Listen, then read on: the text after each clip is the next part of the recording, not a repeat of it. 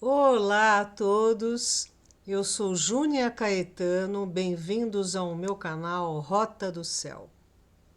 Hoje eu vou trazer para vocês sobre o primeiro eclipse de 2022, que vai ocorrer dia 30 de abril. Além do eclipse ser um ponto de poder no tempo fortíssimo, outras conjunções, outros aspectos estarão dando grande importância nessa data. E eu vou contar uma série de histórias para vocês compreenderem essa questão do vela e revela. Por quê? Qual é a pegada do eclipse? Ele revela aquilo que estava escondido. E a ressonância é por 6 meses. E eu compreendo o eclipse como um atalho no tempo. E eu vou explicar aqui, no decorrer da exposição, por que eu compreendo assim, né? Qual a importância do calendário lunar, do calendário solar, que num determinado momento esses dois luminares se encontram, né? Vamos ver a seguir sobre o que se trata isso, né? Muito bem. Um outro evento importantíssimo no dia 30 de abril é a conjunção de Júpiter e Vênus. Eles são considerados os dois benéficos, né, digamos assim, na astrologia. E eles indicam prosperidade, sorte, abundância. É uma conjunção de bem-aventurança, de boa fortuna. E lá na Babilônia, na Suméria, de onde veio todo o nosso conhecimento, inclusive da astrologia, astronomia, enfim, de tudo, os sacerdotes astrólogos, astrônomos diziam que quando Júpiter e Vênus eram visíveis no céu, os pedidos dos homens na terra eram atendidos. Então, saiba como pedir, né? E não desperdice o seu pedido, né? Lide com isso da maneira mais elevada possível. Já mais tarde eu falarei sobre essa conjunção, né? Muito bem. A Lua é muito misteriosa. Na epopeia da criação, que o nome é Enuma-Elish em sumério, eles contam como é que o nosso sistema solar foi formado e que a Lua se chamava Kingu. Ela era um satélite de Tiamat. E quando Tiamat foi impactada, a Lua se afastou dela e acabou virando satélite da Terra, que eles chamavam de Ki, a dividida. Na epopeia da criação, eles compreendem que a Terra é parte de Tiamat. Tiamat era um dragão, né? Era conhecida como o dragão de água.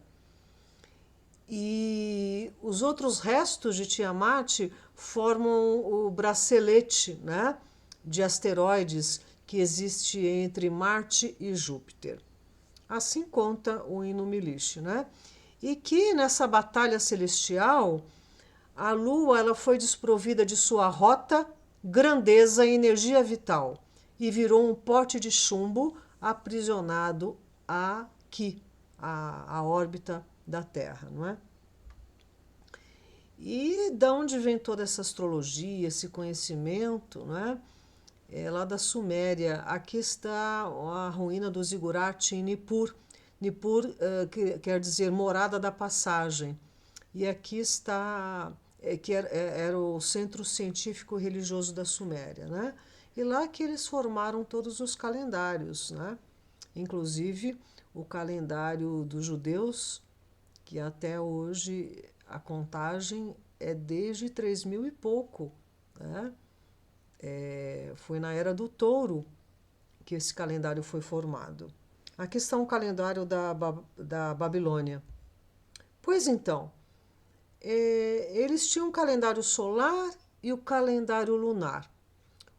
e eles chamavam esse calendário de tempo terrestre, porque falavam das coisas aqui da Terra. No sentido mais amplo, num ciclo maior, as 4 estações do ano, né, os solstícios, os equinócios, eles determinavam tudo na vida dos homens. E também o calendário lunar. A Lua com suas 4 fases, nova crescente, cheia e minguante, que também ditava todo o cotidiano, plantação, colheita, uma série de coisas, né, na vida das pessoas. E tinha o tempo celeste, que é essa grande contagem de mais de 25 mil anos de cada era. Cada era corresponde a cada um dos 12 signos do zodíaco. Por isso que a gente está mudando da era de peixes para a era de aquário, né? Então, nós estamos aí num momento também, num ponto de poder no tempo impressionante. A gente já não é mais da era de peixes, que era a do crer. As coisas estão mudando para a era do saber, que é essa era aquariana. E junto com essa transição da era de aquário, acabou um ciclo em 2012 de uma contagem longa do calendário maia. Porque dentro dessa contagem grande da precessão dos equinócios, que nós vimos mais de 25 mil anos, ela está inserida nessas contas dos maias. Então, em 2012, terminou o último ciclo de 5.125 anos, onde a gente está saindo aqui, olha, da noite galáctica. Por quê? O nosso sistema solar agora está indo para uma posição de modo a receber toda a luz que vem do Sol central da galáxia. Isso não acontecia há muitos e muitos milhares de anos. Por isso que a gente estava na escuridão e agora as coisas estão às claras. A gente está no cinturão de fótons, sabe? Desde 2012. Aqui é uma imagem de raios gama vindos, olha, do centro da nossa galáxia. Olha aqui a Via Láctea de perfil e aqui está na periferia da galáxia o nosso sistema solar. Aqui também, olha. Então a gente está muito longe da luz do núcleo da galáxia, né? E com esse movimento agora, a gente está tendo a oportunidade de receber essas informações e elevar a consciência. E o nosso satélite, ele é bastante curioso. Primeiro que ele é 4 vezes maior que Plutão. Plutão também na epopeia da criação, ele era descrito como Usme, um que indica o caminho. Ele era satélite de Saturno. E nessa batalha celestial ele também foi afastado, né, lá para a periferia do sistema solar. E aqui é uma imagem da Lua e da Terra vistas, não sei se é do Voyager, enfim, é uma foto da NASA. Agora, seria muito interessante a gente compreender os mistérios da Lua. Todos nós sabemos que ela influencia as marés e todos os líquidos do nosso planeta. A seiva das plantas, por isso que tem época para podar plantas e tudo isso. Tem a ver muito com o nosso fluxo sanguíneo. O ciclo menstrual das mulheres está alinhado aos 28 dias dos ciclos da Lua. Os partos na lua cheia, por exemplo, eles são muito mais numerosos. A lua mexe muito com os humores, com o nosso psiquismo. A lua, inclusive na astrologia, quando a gente vai ver no mapa, ela dá muitas indicações de distúrbios emocionais, da loucura, né? Da nossa dificuldade de conexão com a realidade. Por isso que se diz lua lunáticos, né? E há muito tempo que essa relação quase que binária da Lua e Terra, e sobretudo influindo tanto na natureza da Terra como na natureza humana, ela é muito investigada. Gurdjieff dizia que lá na Lua existia um laboratório e que a Lua se alimentava da energia psíquica dos viventes da Terra, inclusive da energia humana, né? E aqui é uma imagem de um filme, né, que eles mostram que a Lua por dentro é oca e que lá existe um laboratório, né? Bem, o processo de aquecimento e crescimento da Lua está em íntima conexão com a vida e morte aqui na Terra. Todos os seres vivos liberam, no instante da morte, certa quantidade da energia que os animou. Essa energia, ou conjunto das almas de todos os seres vivos, plantas, animais, homens, é atraído para a Lua como por um eletroímã colossal e leva-lhe o calor e a vida de que depende seu crescimento. Isto é, o crescimento do raio da criação. Na economia do universo, nada jamais se perde, e quando uma energia terminou seu trabalho num plano, passa para outro. Se a evolução da humanidade chegasse a passar de certo limite, ou para dizê-lo mais corretamente, se a evolução alcançasse um número de homens superior a certa porcentagem, esse efeito seria fatal para a Lua. Na atualidade, a Lua se alimenta da vida orgânica e na Terra, se alimenta da humanidade. A liberação que vem com o crescimento dos poderes e das faculdades mentais é uma libertação do jugo da Lua. A parte mecânica de nossa vida depende da Lua, está sujeita à Lua. Mas, se desenvolvermos em nós mesmos a consciência e a vontade, e se sujeitarmos a elas a nossa vida mecânica, todas as nossas manifestações mecânicas, escaparemos ao poder da Lua.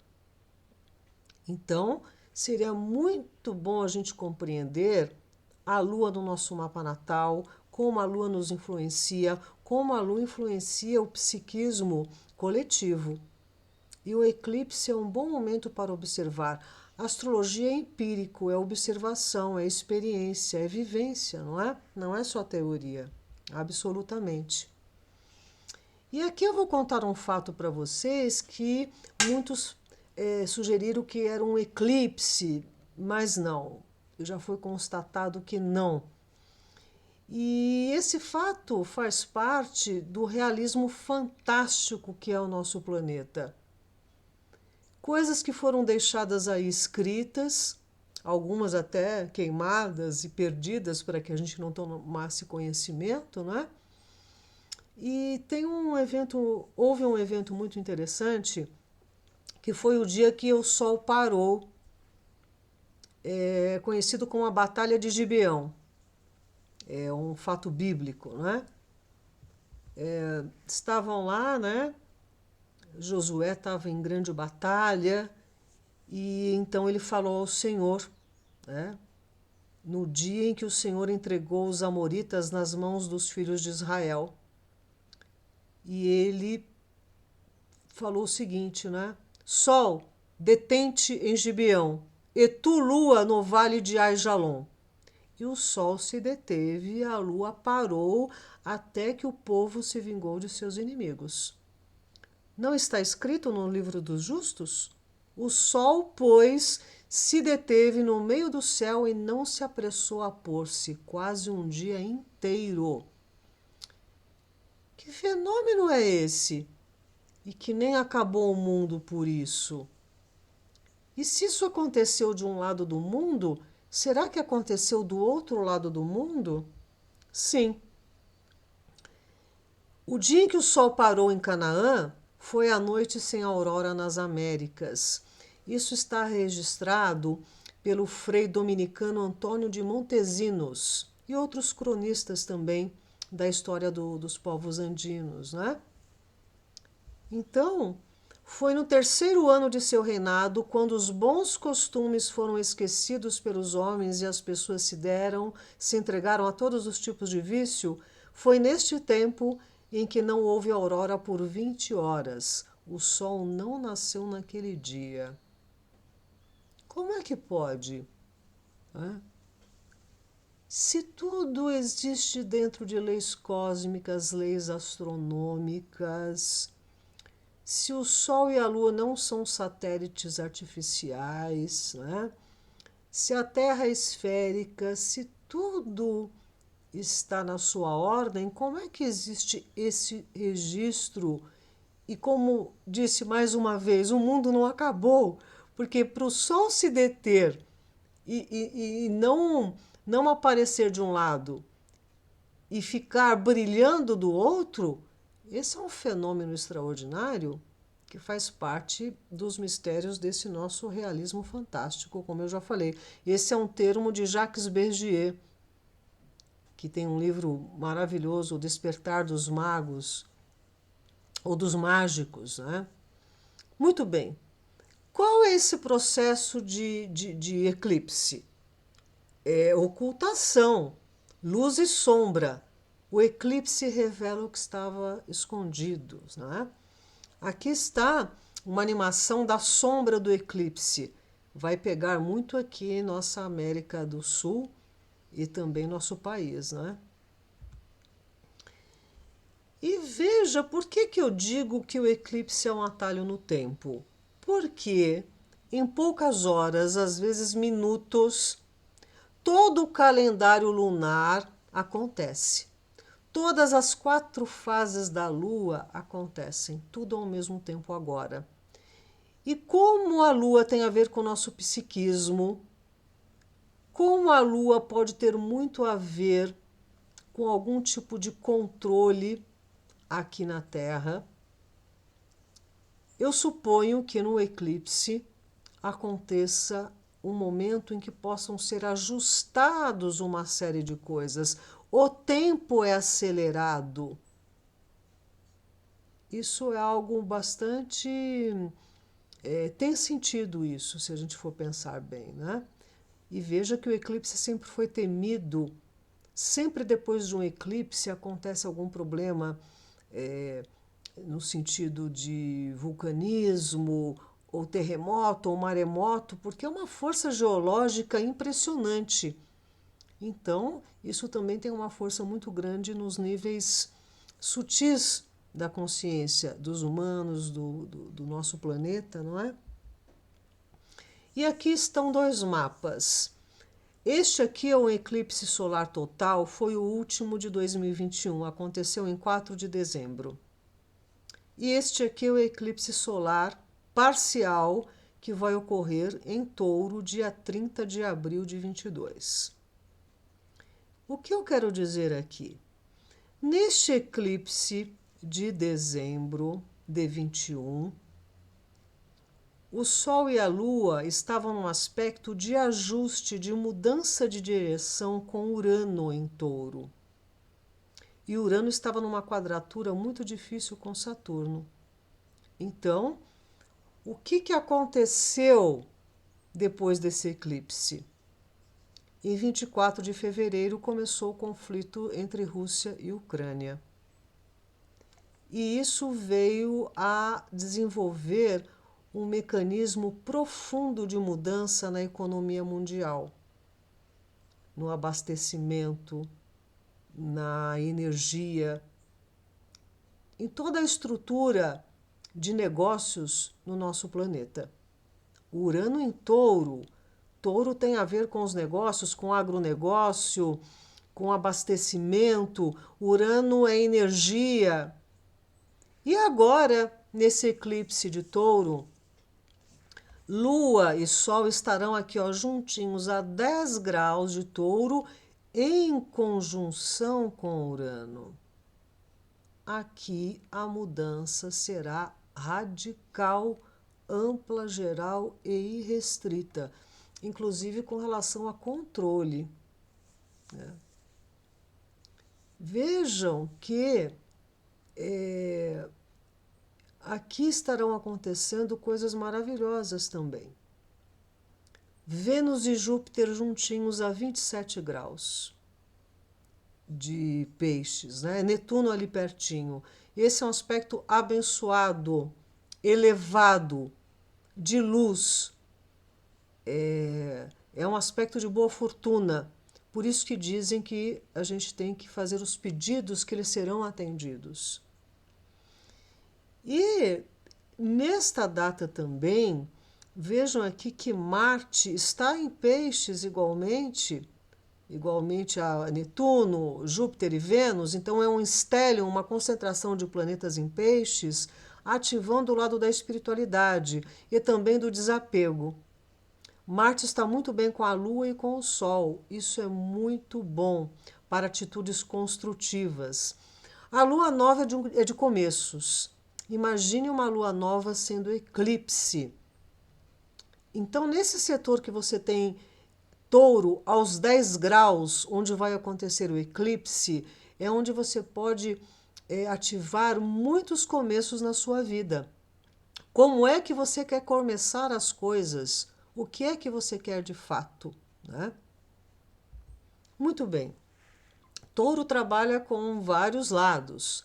Tem um lado touro que tem a ver com o campo, com a natureza, com a substância, com a comida, com a gastronomia, com os prazeres da vida, né, com o bem-estar, com um lado mais sossegado, um lado mais plácido. E tem um lado de touro que é business, que é negócio, que é agronegócio, que é dinheiro, que é economia, que é grana ao tempo todo, né? Então, a gente tem que ver como é que está a nossa vida com esse eclipse ali em touro.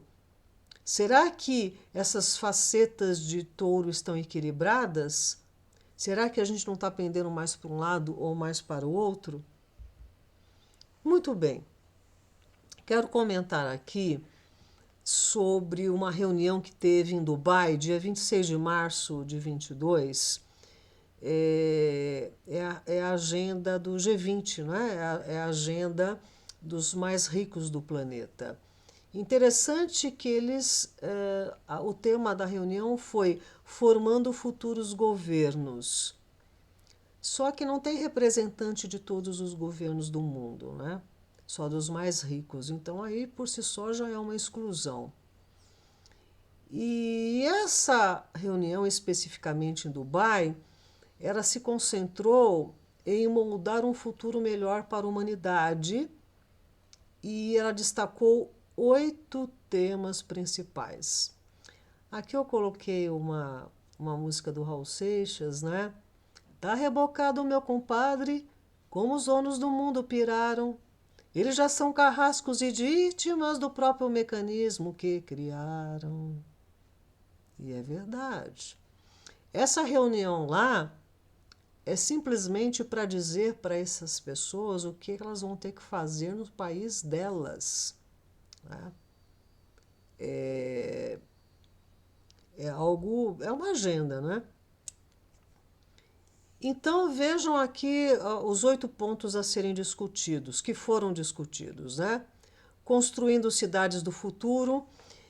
Dubai, ela foi um marco do impossível. Em pleno deserto se construiu uma cidade high-tech, moderníssima e bilionária. E os Emirados Árabes, né, eles estão fazendo uma outra cidade que deixa Dubai no chinelo. E veja que são eles os donos do petróleo. E eles estão muito empenhados em investir em tudo aquilo que não traga mais dependência deles para o petróleo. Mas enquanto isso, eles vão explorar até o último esse ouro negro, né? Segundo ponto, acionando a sustentabilidade para um impacto positivo. Explorando as fronteiras, fortalecendo a resiliência social. Que fofos! Eles estão preocupados com os pobres, com os vulneráveis, só que não.